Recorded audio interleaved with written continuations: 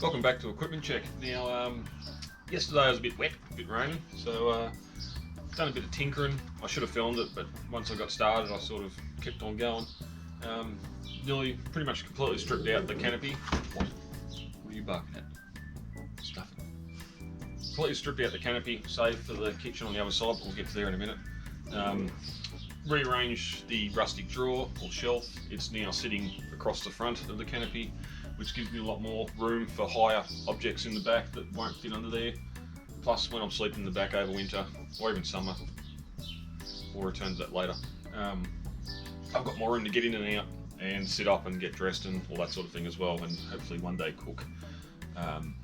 So I had to rearrange a couple of legs just to make things work there. The other one had to go over the front next to the battery, fit in there.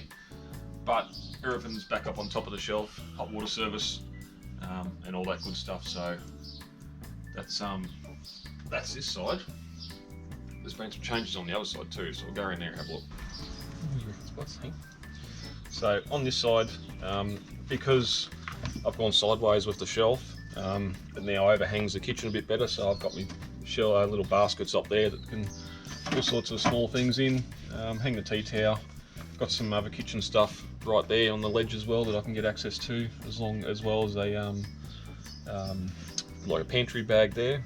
So that's all pretty much stayed as it is. I've gone through that in there. There's some biscuits and perishables and that sort of thing I've taken out because that's more for utensils, cooking stuff, my jaff line, that sort of stuff. Moving down, the Glacio is out. After the last trip out, we have the freezer going. It just uses way too much power for camping for a couple of days, so it's out. The King's 90 litre dual zone fridge is in now. Currently got it running at -12 on one side and 4 on the other. On the thermometer it's holding its temp pretty well, and it's been cycling every hour or so at night time, so we'll see. Actually, I can tell you now, it's this one. She's been sitting for about 9 o'clock yesterday, about 8 or 9 hours, no longer than that, probably 14 hours. It used about 18 amps, so it is going to pull power using the freezer as well. I'm going to put it back to fridge, have them both sitting about +2 today, because it doesn't need to sit here as a freezer, not being used as a freezer. It's just going to cycle your battery more and more. But it's in. The pantry's gone, the stove's gone. With my little table down there, I'm just going to have my little single burner pull-out stove and sit on top of there with, I don't have any, the 1 pound Coleman green gas bottles, just because as handy it is having a 2-burner stove. I've only ever used the second burner once, and that was to cook toast while I was doing scrambled eggs up in the hills, so 9 times out of 10 I've got a fire going anyway.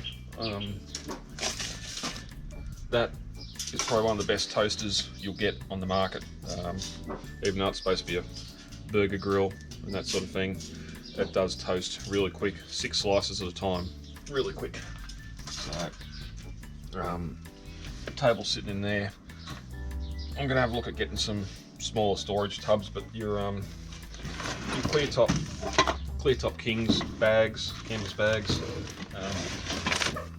I built that pantry and what? Yeah, wolf.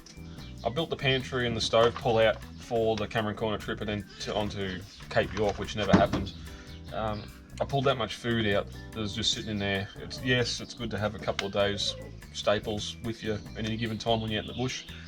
I've been able to condense that into one of these bags, so between that and what's in the fridge, 9 times out of 10 when you go camping, you know what you're going to do. You take your stuff with you. You're not...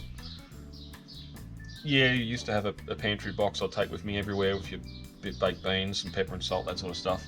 It's all in here anyway, so if I do go down the block to get some firewood or something, I've got everything in here to cook up something. Still got that chili there, got the spag bowl, all that sort of thing. So the good thing is too, now I've got all this space along the front, I can just lift that out, put it on top of the fridge if I need the space. Milk, still got the rice, I've finally got condiments. One thing I've never had in this was sauce. Had somewhere for the oils, but sauce and honey, that sort of thing. So I finally got a little condiment tub that I can just, again, pull out, sit on a table outside wherever you're camping, and all that. So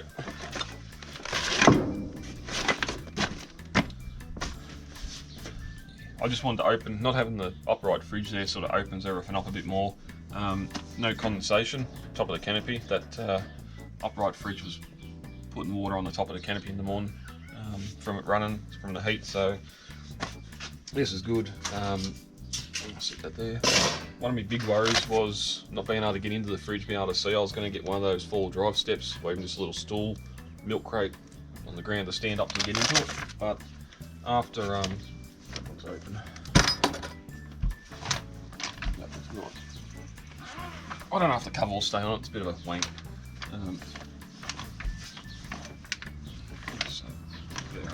So I can see everything that's in the bottom of that fridge quite easily. So, and plus the lights there as well. So, things were having a run out in the fridges. I think I got it for $8.40 or $8.50 delivered. Got the cover as well. So, bigger fridge.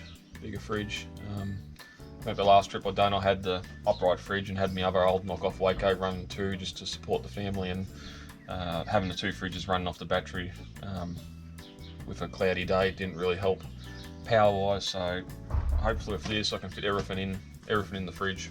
And you're running off to more noise. Ooh, woof, woof. So yeah, like one issue a lot of people have is when they build something or get something built one way, they're feel inclined to keep it that way. When you're camping, you're going to find little things here and there that you could have done better, and there's no reason why you can't. Well, mainly, I know one reason. When you're doing rustic stuff like this, you can alter it whenever you want. You can add things to it, you can cut things off it. That's one of these things. You see the people that build these big flash $1,000 canopies with all the fridge carpeted in and all that sort of stuff. Once you get that stuff built, that's how she's staying, unless you want to sell the canopy and start again. So yeah, just thought try and get the weight down a little bit. It's a 95 litre fridge, which the Glacio was supposed to be a 95 as well, which I reckon this has got more storage capacity, especially if your 1.25 litre bottles of water, Coke bottles, that sort of thing, plus the a lot more freezer space too. When you get the freezer full of frozen stuff, it'll help it out running on power a lot more too. So I've still got it that I can sleep in the back. I would love to get a roof hatch in here and be able to cook in the back if mosquitoes are bad or it's wet when you're away, or even I can nearly do it on top of the fridge as well. So that's another option down the track. Again, I'm hoping to do Cape York next year, so I'll probably be sleeping in the back for that, unless the hammock comes out. What else we got? Hot water service.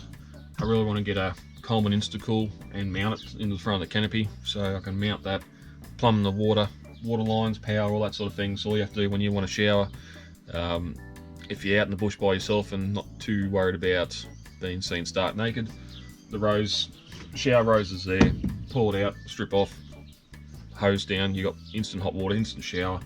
If it is a more public area, then all you have to do is drop the shower tent on the side of the ute and set up that way. So that'll give me a lot more space up on here for some other things, clothes bag, that sort of thing.